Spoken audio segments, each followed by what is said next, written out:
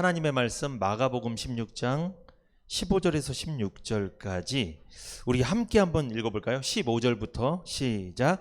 또 가라사대 너희는 온 천하에 다니며 만민에게 복음을 전파하라. 믿고 세례를 받는 사람은 구원을 얻을 것이요 믿지 않는 사람은 정죄를 받으리라. 아멘.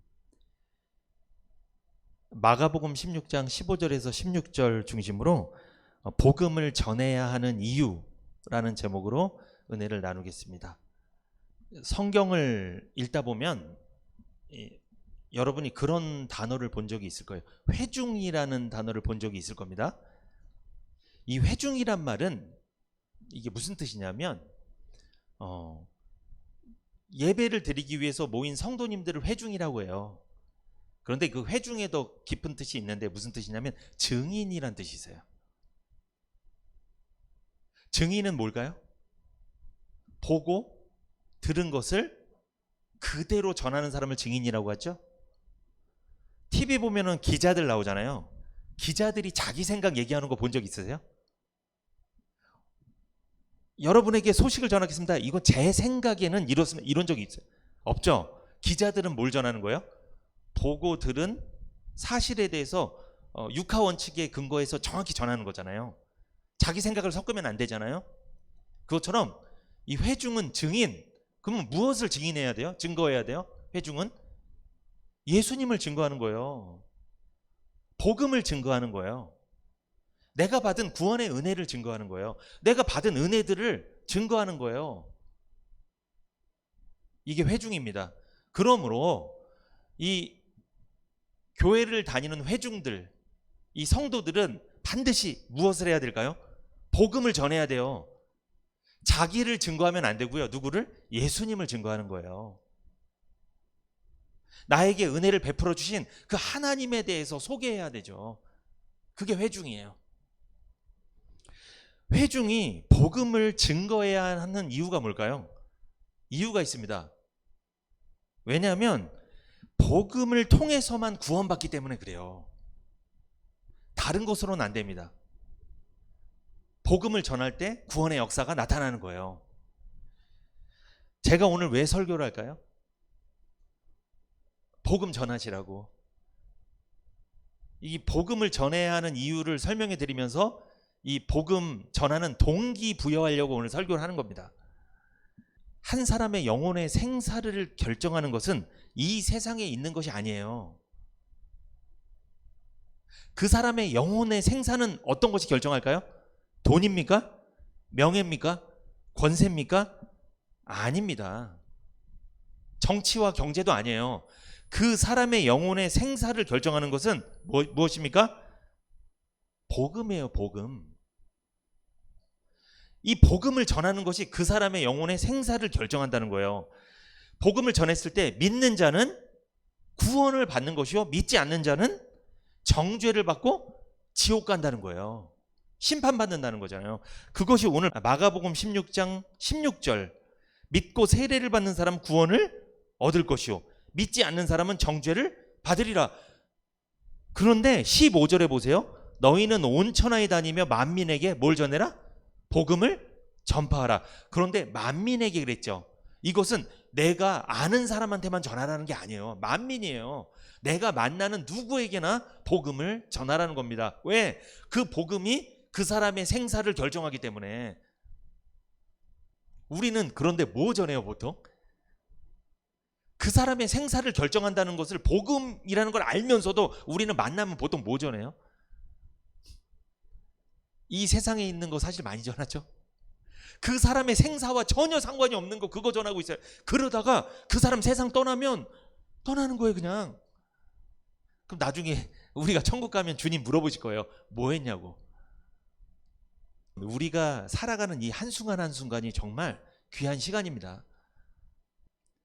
그 사람 이 세상 떠나면요 기회가 없는 거예요. 살아있을 때 복음을 전해야 됩니다.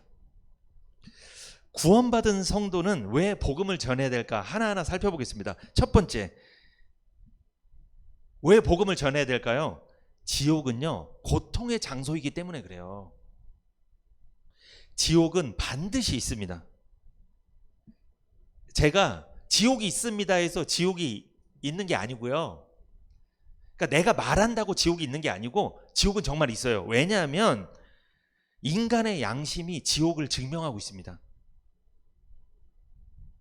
이상하게 여러분, 우리 마음속에는요, 구원받은 사람이든 받지 못한 사람이든 교회를 다니는 사람이든 다니지 않는 사람이든 하나님을 믿는 사람이든 믿지 않는 사람이든 예수님을 믿지 않는 사람이든 믿는 사람이든 마음속에 양심이 있습니다.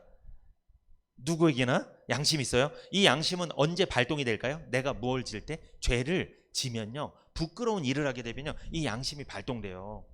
그래서 이 양심이 나를 마치 율법처럼, 이 양심이 나에게 너 죄 지었잖아, 그러면 안 되지, 그렇게 살면 안 되지, 자꾸 내 양심이 나를 율법의 역할을 하는 거예요. 죄를 깨닫는 역할을 하는 거예요. 지적하는 역할을 한다는 거죠. 참소하는 역할을 한다는 거죠. 이 양심이 마치 율법의 기능을 한다는 거예요. 나를 자꾸 죄인이라고 이야기한다는 거예요. 그래서 이 양심이 발동되니까 내가 죄인이라는 걸 깨닫게 되고, 이러다가 나 정말 큰일 나겠네, 나 죽으면 심판받고 지옥 가겠네, 이런 생각을 갖게 만든다는 거예요. 이거는 학습을 해서 그렇게 된 게 아니에요.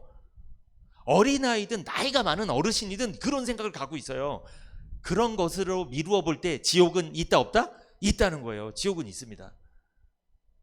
내가 이 세상에서 양심이 발동돼서 막 죄에 대해서 막 불안해, 큰일 날 것 같아, 이 죄 때문에 내가 벌을 받을 것 같아, 그렇게 느끼는 그 느낌대로 죽으면 어디 간다?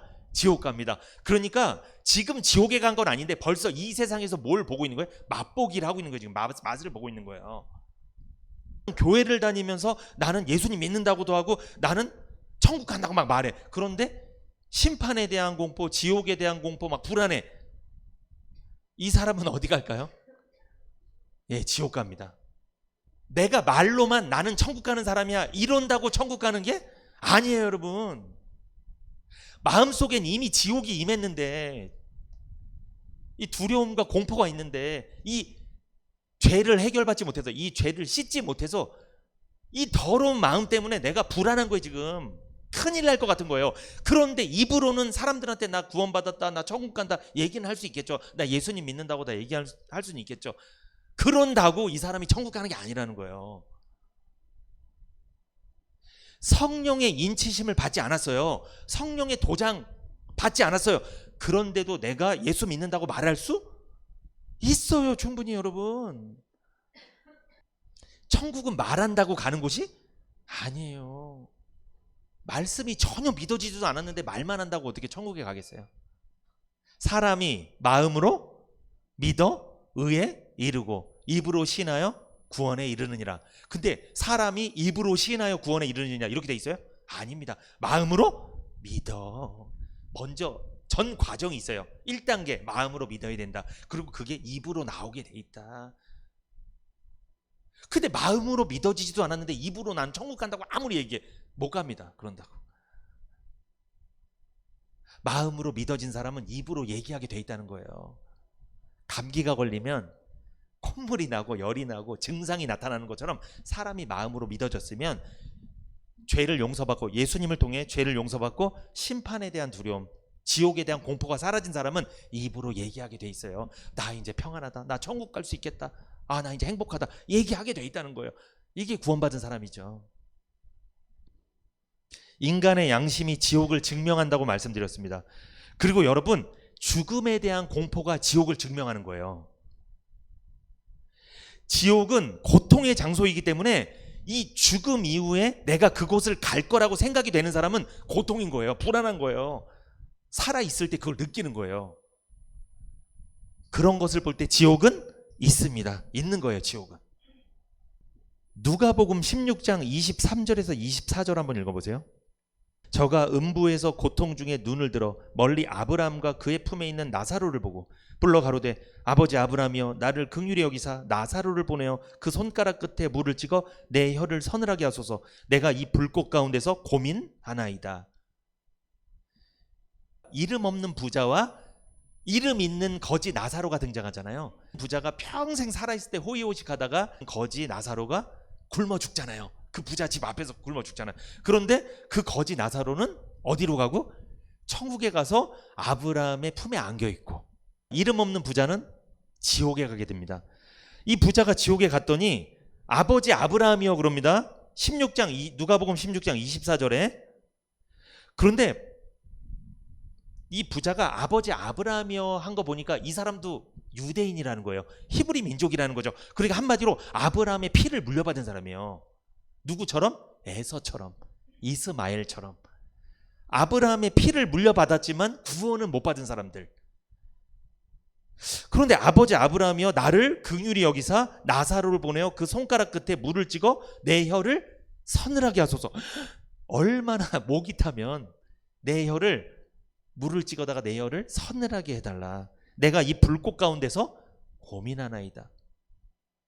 지옥은요 고통의 장소입니다. 한 번 들어가면 나올 수 있는 장소가 아니에요. 쉬는 시간도 없답니다. 영원히 고통을 당하는 장소예요. 거지 나사로는 이 세상에서 고통을 당했죠. 그러나 그는 살아있을 때 복음을 듣고 믿은 적이 있는 거예요. 예수를 믿은 거예요. 결국 그는 죄를 용서받고 천국에서 평안한 삶을 살게 되었죠. 그러나 이름 없는 이 부자는 결국 예수를 믿지 않았습니다. 복음을 받아들이지 않았어요. 복음을 거절했어요. 왜 그는 복음을 거절했을까요? 이 세상에서 그저 복음을 받아들이기 힘들 정도로 너무나 잘 살았어요. 너무 세상 것이 충만했어요. 그러니까 복음이 들어갈 자리가 없어. 너무 세상 것이 많으니까. 그거 누리다가 복음을 놓쳐버렸어. 너무 세상 것 누리다가 예배를 안 드려. 말씀을 안 들어. 왜? 안 들어도 지금 너무나 잘 나가니까. 너무 잘 사니까. 그 부자는 이름도 없습니다. 왜 이름이 없을까요? 하늘 생명책에 이름도 없어요. 그래서 부자가 그냥 이름 없는 부자가 등장한 거예요. 이 사람은 애초에 생명책에 이름이 없어요. 구원받지 못한 사람이에요. 근데 성경에 보면요, 누가복음 16장 보면 나사로라고 돼 있잖아요. 누가복음 16장 24절에 불러 가로되 아버지 아브라함이여 나를 긍휼히 여기사 나사로를 보내요. 나사로는요 이름이 기록되어 있어요. 아마 나사로는 하늘나라 생명책에 이름이 기록되었다는 걸 말씀하는 거예요. 축복합니다. 하늘나라 생명책에 이름 기록됐습니까? 구원 받으셨어요? 그러면 이 세상에서 설사 내가 형편이 좀 가난하더라도 어렵더라도 평안하게 사시기를 축복합니다. 이 세상에서 비록 나사로일지라도 생명책에 이름 기록된 거잖아요. 나사로란 이름이 정말 이렇게 딱 기록이 돼 있잖아요. 지옥의 고통은요 영원한 고통입니다. 이 고통은 이 회복이 안 됩니다. 계시록 20장 10절 한번 볼까요? 요한계시록 20장 10절. 또 저희를 미혹하는 마귀가 불과 유황못에 던지우니 거기는 그 짐승과 거짓 선지자도 있어 세세토록 밤낮 괴로움을 받으리라. 저희를 미혹하는 마귀가 불과 유황못에 던집니다. 지옥에 던져지는 거예요. 그러므로 지옥은 누가 가는 곳이에요? 마귀가, 사단이 가는 곳이 지옥이에요. 그런데 거기는 그 짐승과 거짓 선지자도 있어. 이단 교주들도 거기 가 있네요. 율법주의자들도 거기 가 있네요. 신비주의자들도 거기 가 있네요. 복음을 거절했던 사람들. 그러니까 제가 얼마 전 설교에서 발에 먼지를 떨어뜨리라 말씀드렸죠. 발에 먼지를 떨어뜨리고 간 그 사람들이 다 여기 가 있는 거예요. 지금 복음을 거절한 사람, 예수님을 거절한 사람들, 그 사람들이 밤낮 괴로움을 받으리라. 밤낮, 이게 중요합니다. 이게 무슨 뜻이에요? 밤이고 낮이고 없다는 거예요. 영원히 고통당하는 거예요. 영원히. 만약에 우리 학생들에게 쉬는 시간 없이 계속 수업 받는다고 하면 그거 지옥일 거야 아마 학교가. 그죠? 지금도 45분 수업하고 15분 쉬는 것도 지옥이라고 그러는데 애들 막 힘들어하는데. 여러분, 수업 받는 정도가 아닙니다. 이것은 수업 받는 건 가만히 앉아있기만 하면 되는 거죠. 이건 그게 아니에요. 밤낮 고통을 당하는 거예요. 세상에서 당하는 가장 큰 고통보다 더한 고통을 당하게 될 것입니다. 그러므로 이 고통에서 건져주는 것은 유일한 방법이 뭘까요? 복음을 전하는 것만이 유일한 방법입니다. 한마디로 전도밖에 없어요. 전도를 하는 것만이 한 영혼을 영원한 고통에서 건지는 겁니다. 정말 복음을 전하는 것은 그 사람 위에서 전하는 거잖아요. 고통의 장소인 지옥에서 건져내려고 하는 건데 그것을 몰라주는 사람들이 사실 너무나 많아요.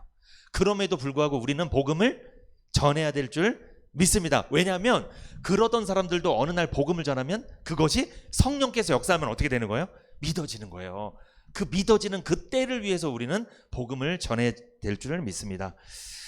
두 번째, 우리는 왜 복음을 전해야 될까요? 구원받은 성도는 왜 복음을 전해야 됩니까? 두 번째, 천국은요 행복한 곳이기 때문에 복음을 전해야 돼요. 지옥이 확실히 있는 것처럼 천국도 확실히 있습니다. 제가 천국이 확실히 있다고 해서 천국이 있는 게 아니고요. 성경은요 천국을 확실히 증거해요. 성경에 보면요 예수님께서 천국을 소개하는 내용이 많이 나옵니다. 아무도 보지 못하고 듣지 못했던 천국을 여러분 쉽게 설명해 주는 일은 정말 어려운 일이에요. 저도 주일학교를 많이 선교봤잖아요. 제가 아이들 많이 설교했잖아요. 아이들에게 복음을 전할 때 이 보지도 못했던 천국을 설명하는 게 진짜 어려워요. 제가 예전에 글 없는 책이라고 해갖고 막 빨간색, 검은색, 그죠? 초록색, 황금색 막 이렇게 색깔 있는 책을 갖고 막 복음을 전하는 것이 있어요. 근데 거기서 황금색은 뭘 말하냐면 천국을 말하는 거예요. 천국은 이 황금과 같은 곳이야. 막 빛나는 곳이야. 막 설명해주고 그러는데 그래도 어렵습니다. 이 천국을. 여러분 지옥이 있다는 거 설명하는 게 사실 더 쉬워요. 왜냐하면 인간의 양심, 죽음에 대한 고통, 공포, 지옥에 대한 공포, 막 심판에 대한 공포 이런 거 설명하면 그래도 아 맞아요 하는 사람들이 있어요. 근데 지옥보다 천국이 설명하기 사실 더 어렵습니다. 쉬운 일이 아닙니다. 제가 많이 경험해 봤는데 어려워요. 천국에 대한 개념이 없어요. 지옥은 그래도 내가 느끼는 것도 있고 뭔가 공포가 있고 이러면 뭔가 좀 느낌이라도 있는데 천국은 행복한 곳이야? 뭐? 느낌이 별로 안 옵니다. 그런데 이렇게 설명하기 어려운 천국을 예수님은 쉽게 설명하셨어요. 성경에 많이 나옵니다. 마태복음 20장 볼까요? 1절. 예수님은요 비유를 통해서 천국을 쉽게 설명하셨어요. 여러분 비유는 왜 전하는 거예요? 풀으려고 하는 거예요? 쉽게 설명하려고 하는 거예요? 쉽게. 어떤 어려운 내용을 쉽게 설명해 주려고 비유를 쓰는 거라고 말씀드렸죠. 비유는 풀이하는 게 아닙니다. 마태복음 20장 1절 같이 한번 읽어볼까요? 천국은 마치 품꾼을 얻어 포도원에 들어보내려고 이른 아침에 나간 집주인과 같으니. 이 천국이 어떤 곳이래요? 포도원 주인이 품꾼을 얻으려고 시간대별로 계속 가죠. 계속 가서 그 품꾼들을 일꾼으로 포도원에 들어보내는 것이 천국이라고 말씀드리잖아요. 그러면 제가 말씀드린 것처럼 이 포도원 주인, 이 집주인은요 어떻게든 그 품꾼들을 들어보내려고 하는 사람이었다는 거죠. 이 집주인이 누구를 말하는 걸까요? 누구를 상징하는 거예요? 하나님을 상징하는 거죠. 하나님께서는 죄인들을 어떻게든 천국에 들어보내려고 애쓰시는 이 하나님의 마음을 제가 설교를 했잖아요. 그 하나님의 간절한 마음, 죄인들이 구원받기를 원하시는 간절한 마음. 그런데 이 품꾼들은 사실 놀고 있던 사람들이죠. 이게 무슨 뜻이에요? 자격 없는 사람들이죠. 이 품꾼들은 집주인이 부르지 않으면 절대로 포도원에 들어올 수 없는 사람들이에요. 한마디로 이 세상의 죄인들은요 하나님께서 복음을 전해서 그 복음을 믿어지게 하지 않으면, 성령이 인을 치지 않으면 절대로 천국에 들어올 수 없는 사람들이에요. 자기의 행위와 율법의 행위, 자기 노력과 자기 의로는 절대로 천국에 들어올 수 없는 죄인들을 말하는 거잖아요. 그러므로 천국은 죄인들을 천국에 어떻게든 들어오게 하려고 복음을 전하고 성령으로 인을 치시는 그 하나님이시다. 그 하나님의 마음이 천국이다. 그것을 말씀하는 거잖아요. 그러면 여러분 잘 보세요. 천국이 임한 사람은 어떤 사람이에요? 지금 포도원의 집주인, 이 주인은 죄인들을 테스트했습니까? 안 했습니까? 안 했죠. 죄인들을 가렸어요? 안 가렸어요? 안 가렸어요. 있는 대로 다 끌어온 거예요. 그 시간대별로 가갖고 심지어 제11시 몇 시? 5시 마지막 시간까지 가갖고 다 그 품꾼들을, 자격 없는 쓸모없었던 그 품꾼들을 다 데리고 온 거예요. 아니 1시간밖에 안 남았는데 그 손해잖아요 사실. 그런데도 다 그 주인이 다 데리고 왔어요. 자기 포도원에 넣어줬다는 거예요. 그렇다면 천국이 그 집주인과 같다면 그 집주인의 마음이 구원받은 사람한테도 있다 없다? 있다. 그러므로 구원받은 성도가 만약에 천국이 임했다 그러면 어떤 마음이 있는 거예요? 어떻게든 저 사람한테 뭘 전해야 되겠다? 복음 전해서 저 사람도 나와 같이 천국에 같이 갔으면 좋겠다. 요 마음이 있어요.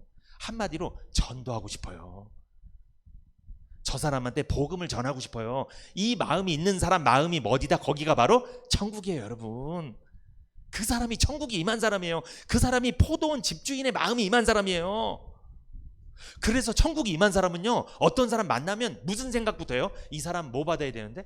구원 받아야 될 것 같은데, 복음을 들어야 될 것 같은데. 그러면 우리가 천국이 언제 가장 임하냐면 우리가 복음을 듣고 구원 받았을 때. 그때 누가 걱정돼요? 내가 구원 받으면 누가 걱정돼요? 교회는 다니는데 아직 구원받지 못한 우리 가족들. 이 사람들이 딱 생각이 나. 내가 먼저 복음을 듣고 믿어지면, 구원의 확신이 딱 가지면 나만 좋은 게 아니라 걱정이 생겨. 어떤 걱정? 내 자녀들은 어떻게 될까? 내 남편은, 내 아내는, 아직 믿지 않는, 교회는 다니지만 수십 년 다녔는데 아직 이 복음이 확신하지 못하는, 이 성령의 인치심을 받지 못한 이 사람은 어떻게 되나, 이 걱정이 딱 드는 거예요. 여러분 축복합니다. 그 사람이 천국이 임한 거예요. 이 포도원 주인은 지금 뭐에 관심이 있어요? 이 일꾼들을 어떻게 부려먹을까 그 관심이 있어요? 그게 아닙니다. 사역 중심이 아니에요. 이 집주인은. 이 집주인의 목적은 뭐예요? 목표는 어떻게든 한 사람이라도 더 포도원에 집어넣자. 하나님의 마음은 뭐예요? 어떻게든 죄인 한 명이라도 어떻게 되겠다? 천국에 데려가야 되겠다. 그게 하나님의 마음이고 예수님 마음이잖아요. 그 마음이 있다는 거예요. 천국에 임한 사람이. 지금 주님이 그걸 설명하려고 한 거예요. 이 포도원 품꾼의 비유를 말씀한 것은. 그런데 이 집주인의 마음을 가장 잘 알았던 사람이 몇 시에 온 사람이에요? 5시에 온 사람. 마지막에 부름받은 사람이 이 집주인의 마음을 알았습니다. 그 사람이 제일 많이 일을 했어요. 1시간 동안 했는데. 왜 그랬을까요? 5시까지 놀고 서 있었는데 불러주셔서 너무나 고마운 거예요. 인생이 끝장날 뻔했는데, 완전히 고통의 장소 지옥에 가버릴 뻔했는데 건져주신 거예요. 그 집주인이 마지막까지 와갖고 나를 건져준 거예요. 얼마나 고맙겠어요. 여러분 그런 감사함이 있으십니까? 하나님께서 이 복음이 정말 귀한 시대에 이 복음을 들을 수 있는 이 시은혜교회 하나님 불러주신 거 너무나 감사하십니까? 전 너무나 감사해요. 이렇게 개척하게 된 거 너무나 감사하고, 여러분 만나서 이렇게 복음을 나눌 수 있다는 게 너무나 감사합니다. 그 감사한 마음이 있는 게 바로 천국이 임한 사람 마음이잖아요. 그러면 감사하면 끝나는 건가요? 아니죠. 감사했으면 우리도 보답을 해야 되잖아요. 어떻게 보답하는 거예요? 복음을 전하는 거죠. 누구에게? 먼 사람들에게 말고 우선 가까운 사람들에게, 가족들에게 복음 전하시기를 부탁드립니다. 이 집주인의 마음을 좀 가지시기를 축복합니다. 근데 여러분 우리가 너무 슬픈 게 뭐냐면, 우리가 남편이나 아내 서로 보면 이래. 어떻게든 돈이나 좀 많이 벌어오게 하려고 막 좀 어떻게 저 사람을 이용해 갖고 내가 좀 우리 가정이 잘 살아야 되는데, 혹시 이런 마음이 있으면 너무 서글프잖아요. 아니 그 가족이 아직 구원도 안 받았는데 어떻게든 부려먹으려고, 어떻게, 그러면 그거는 포도원 집주인의 마음이 아니라는 거죠. 여러분 우리가 그런 마음을 가져서는 안 됩니다. 여러분 안 돼요. 우리 아이들에게 어떻게든 공부시켜서 나중에 나 효도 좀 받아보려고, 너는 의사가 돼야 돼, 넌 변호사가 돼야 돼, 너는 성공해야 돼, 그래야지 내가 편해. 그 아이가 구원도 못 받았는데, 어떻게 될지도 모르는데 고통의 장소로 걸어가고 있는데 그건 생각도 안 하고 어떻게든 이 세상에서 내가 효도 받아보려고. 이래서는 안 된다는 거죠. 여러분 이래서는. 이 포도원 집주인 참 은혜되죠. 저는 이 집주인의 마음이 참 은혜돼요. 와, 절대로 스스로는 포도원에 못 들어가는 그 자격 없는 사람들을 어떻게든 끌어들이는 거예요. 이 주인은. 이 마음이 우리들에게 있었으면 좋겠습니다. 아멘. 그래서 주님이 천국을 그렇게 소개하신 거예요. 천국은 이런 곳이다. 두 번째, 마태복음 13장 44절 한번 읽어보세요, 여러분. 성경에는요, 천국에 대해서 주님이 소개를 많이 하셨는데 마태복음 13장 44절, 천국은 마치 밭에 감추인 보화와 같으니 사람이 이를 발견한 후 숨겨두고 기뻐하며 돌아가서 자기의 소유를 다 팔아 그 밭을 샀느니라. 아멘. 우리 주일학교 찬송에 있어요. 천국은 마치, 있죠? 밭에 감추인 보화, 그렇죠? 있어요. 아, 주일학교 안 나오셨나 보다. 있어요. 이 말씀 너무 잘 아시죠? 여러분 보세요. 천국은 마치 밭에 감추인 보화와 같다. 이게 무슨 말씀이에요? 이것도 비유를 하신 거잖아요. 이게 예수님께서 어떤 원리를 설명하려고 비유하셨는데, 어떤 사람이요, 자기 밭이 아니에요. 남의 밭에서 막 일을 하고 있는데 어느 날 일을 하는데 땅을 이렇게 파잖아요. 씨를 심고 하려면 땅을 막 일궈야 되잖아요. 막 하고 있는데 뭐가 턱하니 걸리는 거예요. 이게 뭐지? 그리고 또 하다 보니까 뭐가 턱 하고 걸리는 거예요. 안 파지는 거예요. 그래서 뭐지? 딱 파보니까 그 안에 무슨 상자가 있었는데 그 안에 열어보니까 엄청난 보물이 발견된 거예요. 그런데 누가 주인인지 모르는 거예요, 사실. 그래서 그것을 누가 볼까봐 막 더 깊이 묻어뒀대요. 더 안 보이게 더 깊이 묻어놨어. 그리고 가슴이 벅차올랐습니다. 그래서 당장 자기 집으로 돌아가서 자기에게 있는 재산을 다 처분했습니다. 그것을 돈으로 바꿔서 그것을 갖고 이 밭 주인에게 가서 밭을 샀다는 이야기입니다. 그런데 그 밭의 원래 주인도 그 보물이 숨겨져 있다는 걸 알았다 몰랐다? 몰라요. 모르니까 그 허아벌판 그 황무지 같은 밭을 돈 주고 산다니까 그냥 넘긴 거예요. 그래서 그 밭을 파던 사람 있잖아요. 그 사람이 그 등기를 받는 순간 그 사람의 마음이 어떻을까요? 너무나 황홀했겠죠. 감격에 겨웠을 겁니다. 그런데 여러분, 이 사람의 행동이 합법입니까? 불법입니까? 이렇게 해도 되는 거예요? 이 당시에요, 전쟁이 많았습니다. 그래서 전쟁이 많다는 건, 지금 우크라이나랑 러시아 전쟁하잖아요. 전쟁이 많다는 것은 갑작스러운 죽음이 많다는 거죠. 그래서 그 당시에는요, 전쟁이 많았기 때문에 사람이 갑자기 죽는 경우가 많아서 사람들이, 그 주인이 땅에 보물을 숨겨두잖아요. 그 주인이 만약에 전쟁 중에 죽으면 그 보물을 발견한 사람이 주인이다 하는 이 로마의 법이 있었어요. 그러니까 이 예수님이 하신 이 비유에 나오는 이 사람의 행동은 불법이에요? 합법이에요? 합법입니다. 이건 불법이 아니에요. 만약에 현재 주인이 살아있는데 거기 가서 내가 그것을 파서 가져가면 이거는 합법이다, 불법이다? 불법이죠. 이거는 도둑이죠, 이거는. 그런데 주인이 죽어버린 거예요. 주인이 없는 거예요. 근데 발견하면 그것은 정부에다 갖다 주는 게 아니라 본인이 가져도 합법이라는 거죠. 그런데 이 밭을 파다가 보물을 발견한 사람은 그 땅의 주인한테 가서 자기가 있는 돈을 갖고 땅을 살 때 그 주인도 사실 알았다 몰랐다? 이 보물의 존재에 대해서 몰랐다, 모르는 거예요. 알았으면 팔았을까요, 안 팔았을까요? 절대 안 팔았겠죠. 왜 팔아요, 이거를? 근데 몰랐으니까 팔아버린 거예요. 예수님은요, 보세요. 마태복음 13장 44절 다시 보시면 천국은 마치 밭에 감추인 보화와 같다. 그냥 보물이 아니라 밭에 감춰져 있는 보물이 바로 천국이다. 이렇게 말씀하셨죠. 한마디로 천국은요, 감춰져 있는 보물처럼 세상에 드러나 있지 않다는 거예요. 복음을 듣지 못하고 구원받지 못한 죄인들에게 천국은 감춰져 있다는 거죠. 심지어 교회를 다니고 복음을 들었음에도 성령의 인치심을 받지 못한 사람에게는 천국은 여전히 감춰져 있는 거예요. 그러니까 이걸 공개된 비밀이라고 해요. 사실은 공개는 됐는데 감춰져 있는 거예요. 지금 복음이 있다고요. 그런데 그 복음이 보물이라는 거에 보이는 거예요, 안 보이는 거예요? 안 보이는 거예요. 구원받지 못한 사람들한테는 복음이 귀하지 않아요, 여러분.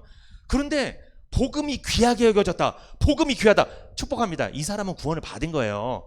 구원을 받은 사람은요, 이 복음의 소중함을 알아요.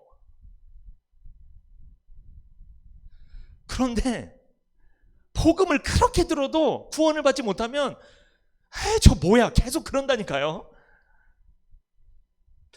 천국이 있다고 아무리 얘기해도 천국이 안 믿어진 사람, 복음이 안 믿어진 사람, 구원을 못 받은 사람은 천국에 대해서 관심이 있다 없다? 없다. 지겨워한다. 아주.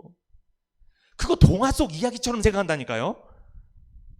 그런데 천국이 진짜 있는지 믿어졌어요. 복음이 믿어졌어. 구원받았어. 죄를 용서받았어. 그러면 천국 이야기라면 귀를 솔깃 한다니까요. 아까 그 사람처럼 밭에 감추인 보물을 본 사람처럼 그거를 봤기 때문에 이제 그 땅이 얼마나 귀한 땅이라는 걸 알게 됐다는 거예요. 근데 보물을 모르는 사람, 못 본 사람은, 발견하지 못한 사람은 황무지라니까요. 그냥 구원 못 받은 사람한테 이 천국 이야기, 복음 이야기, 하나님 이야기는 황무지예요. 안 들어버려요. 관심이 없다니까요. 어디에 관심 많을까요? 세상에서 돈 버는 이야기, 어떻게 하면 성공하는 이야기, 어떻게 하면 공부 잘하는 이야기, 이런 이야기만 관심이 있다니까요. 주님이 말씀하신 거예요. 천국은 밭에 감추인 보화와 같다.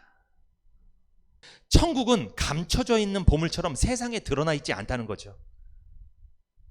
복음을 듣지 못하고 구원받지 못한 죄인들에게 천국은 감춰져 있죠. 심지어 복음을 들어도 성령의 인치심을 받지 못한 사람들에게 천국은 여전히 감춰져 있습니다. 그래서 이 세상 죄인들은요, 하나님에 대해 관심 없습니다. 하나님 찾지도 않습니다. 천국에 관심 없습니다. 복음에도 관심 없습니다.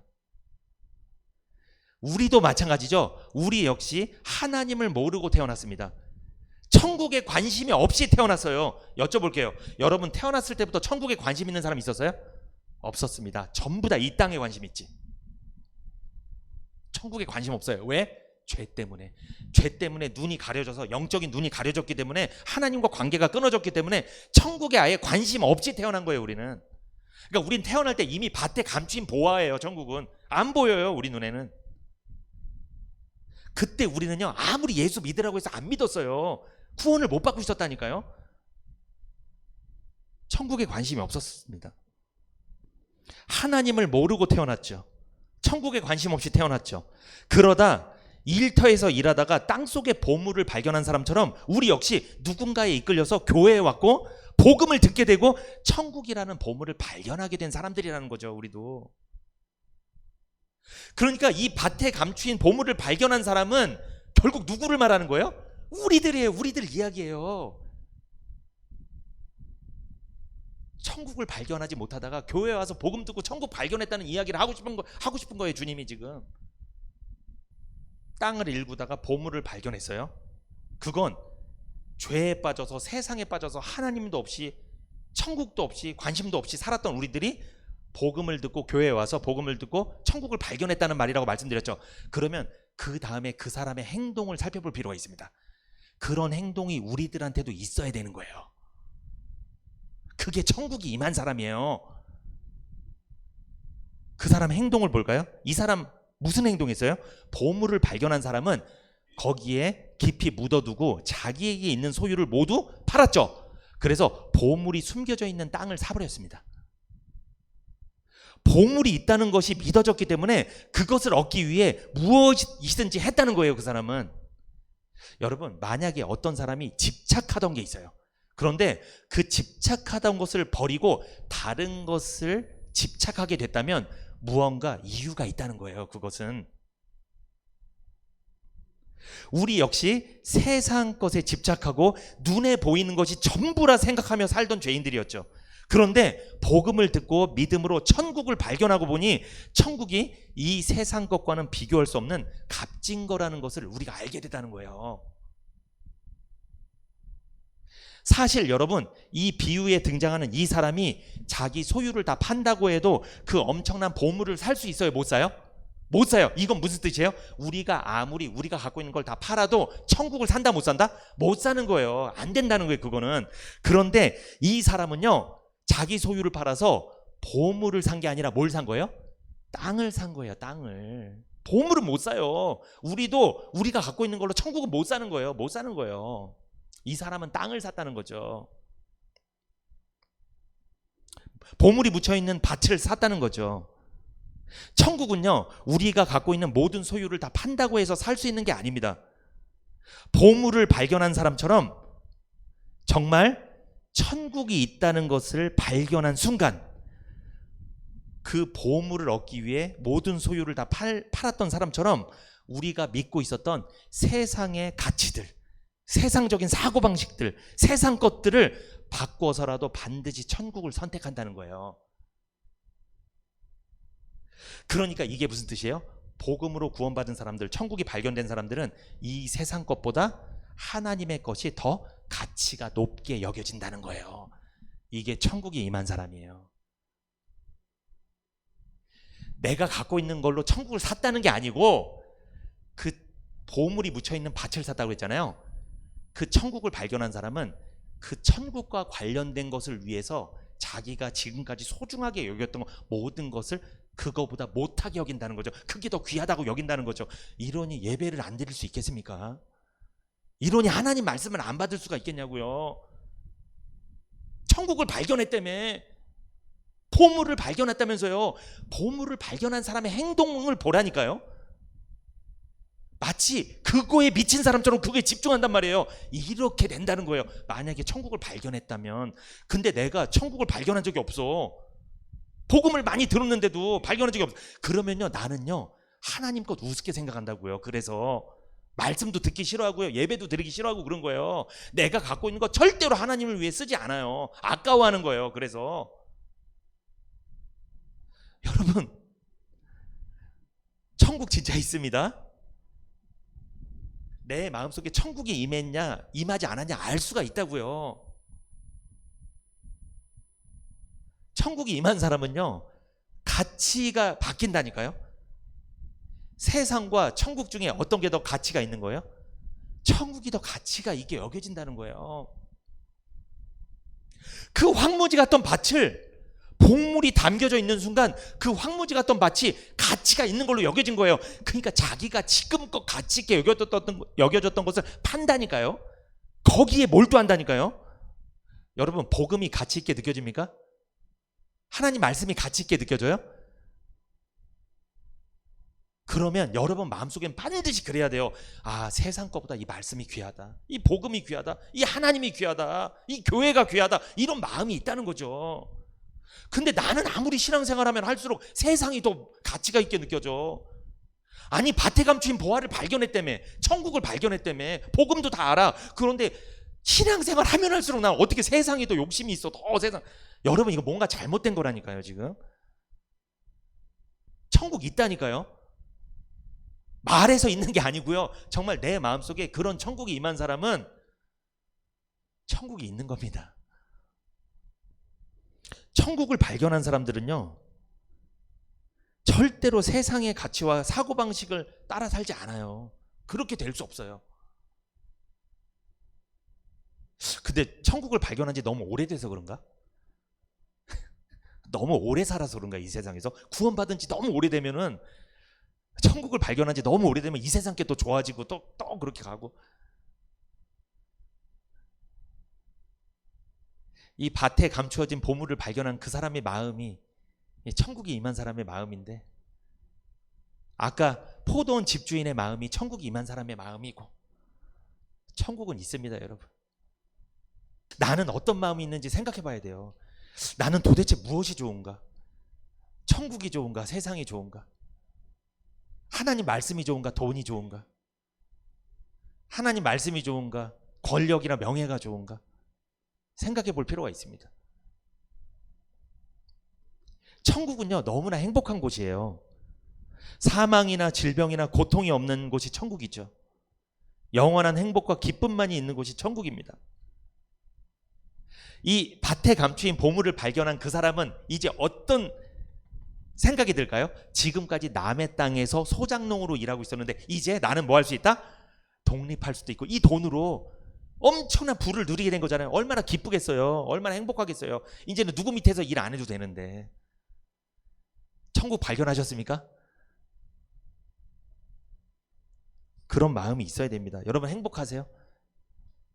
천국은요 발견한 자만이 가는 곳이에요. 한마디로 구원받은 사람만 갈 수 있는 곳입니다. 보물을 발견한 사람만 자기 있게 되는 거잖아요. 발견하는 게 중요합니다.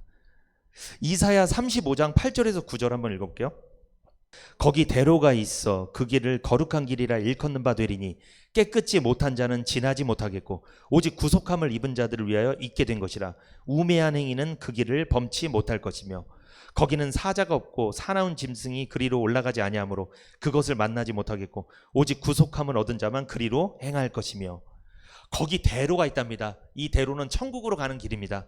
그런데 그 길을 거룩한 길이라 한다. 천국으로 가는 길. 그런데 깨끗이 못한 자는 지나지 못한다. 깨끗이 못한 자, 복음을 거절한 자, 복음으로 구원받지 못한 자,